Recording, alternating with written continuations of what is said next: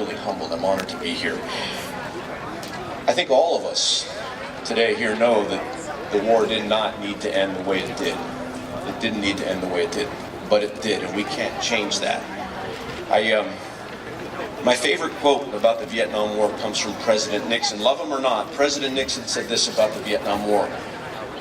The Vietnam War is the most misunderstood event in American history. He said this years after the war. It was misreported then, it's misremembered now.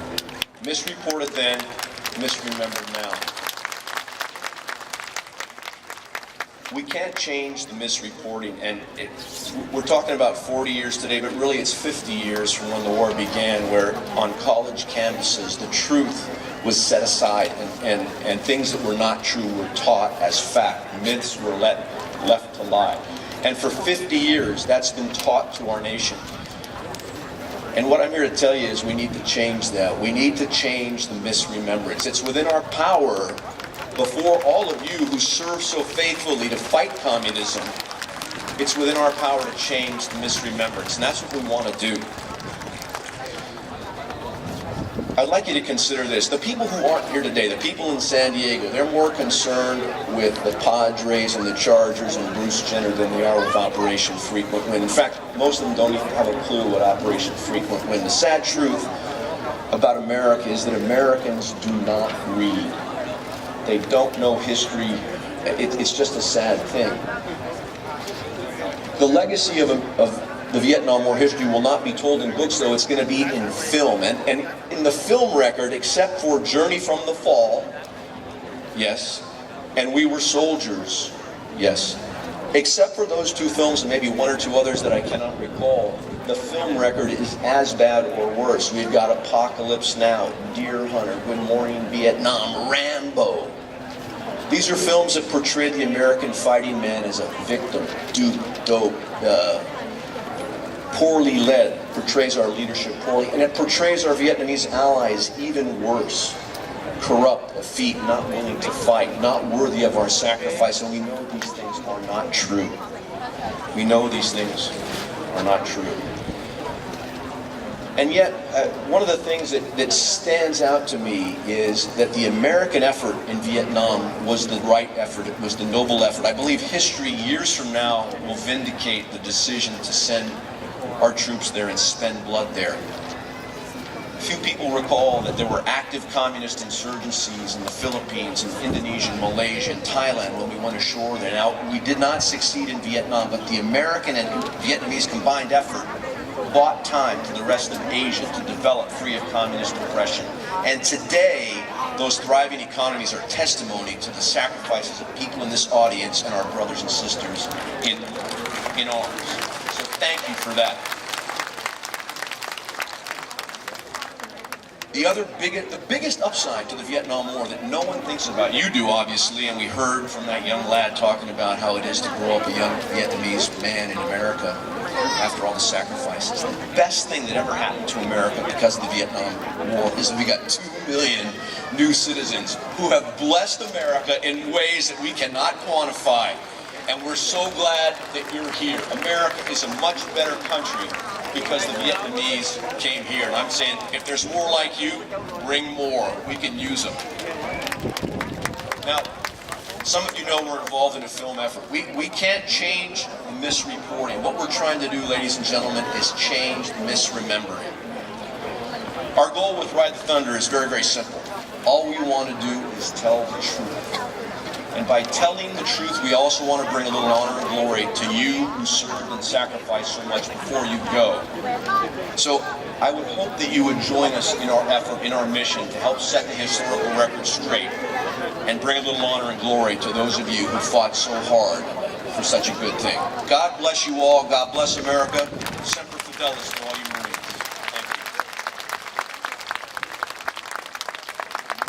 Thank you, Mr. Balkins. Kính thưa quý vị, next up is a very special person representing the former officers in the South. We'd like to invite former Lieutenant Colonel of the Air Force, of the Vietnamese Air Force, Mr. Nguyen, who was president of the Republic of Vietnam Military Academy alumni in Southern California from 1994 to 2000, a former advisor to the Coalition of Veterans Association of the Republic of South Vietnam in California from 1995 to 2001, and recently he was elected chairman of the Executive Committee of the Assembly of the Republic of Vietnam Veterans Associations Worldwide. Kính thưa quý vị, chúng tôi xin mời ông cựu trung tá Nguyễn Văn Ức, cựu trung tá không quân. Ông đã giữ chức vụ hội trưởng Hội cựu sinh viên sĩ quan trường Võ bị Quốc gia Đà Lạt vào năm 1994 tới năm 2000.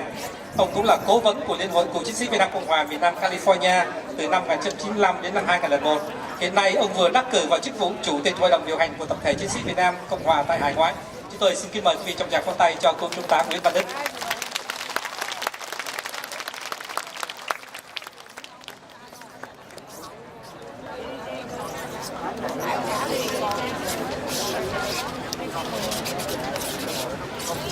To our distinguished guests, 1975 USS MIDWAY Captain Larry Chambers, USS MIDWAY Airborne Version, the 1975 crew members of the USS MIDWAY, and everyone in attendance on this day, on behalf of the Assembly of the Republic of Vietnam Veteran Association overseas, I would like to thank you for inviting us to be a part of 40th anniversary commemoration of Operation Frequent Wind.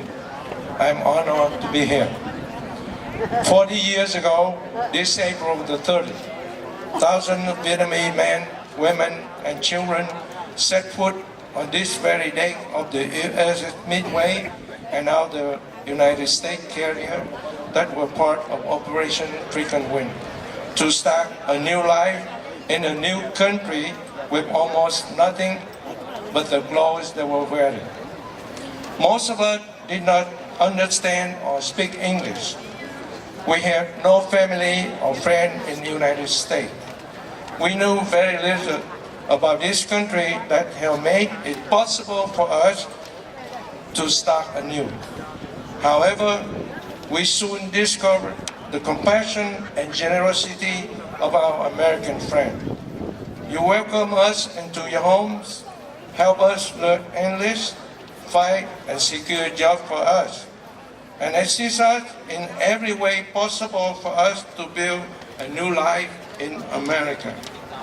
The journey that started 4 decades ago was not without struggle, but we worked tirelessly and persevered through the hard time. Now, you can find thriving Vietnamese communities throughout the United States. 3 of the most visible are in San Diego, San Jose, and Orange County, California. Vietnamese Americans are having an influence voice in American politics at the local, state, and national level. 3 generations of Vietnamese Americans are contributing and giving back to this great country through their work as a teacher, journalist, doctors, attorney, engineers, scientists, business entrepreneurs, actors, singers, and entertainers, just to name a few. Without Operation Frequent Wind and the help of our American friends, my fellow Vietnamese friends, our children and our grandchildren would not be able to enjoy a life of freedom and unlimited opportunities to prosper and succeed. We are forever thankful and grateful to American government and people.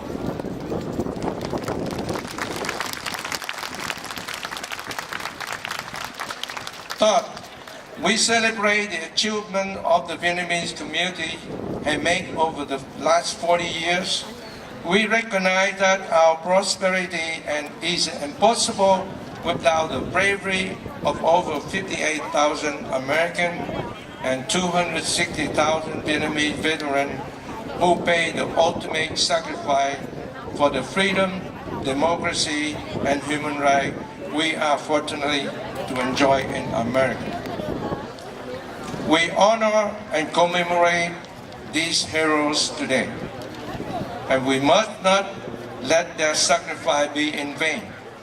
we have a responsibility and obligation to do all we can to promote and secure democracy, freedom, and human rights for our family and friends in Vietnam through peaceful advocacy and protest.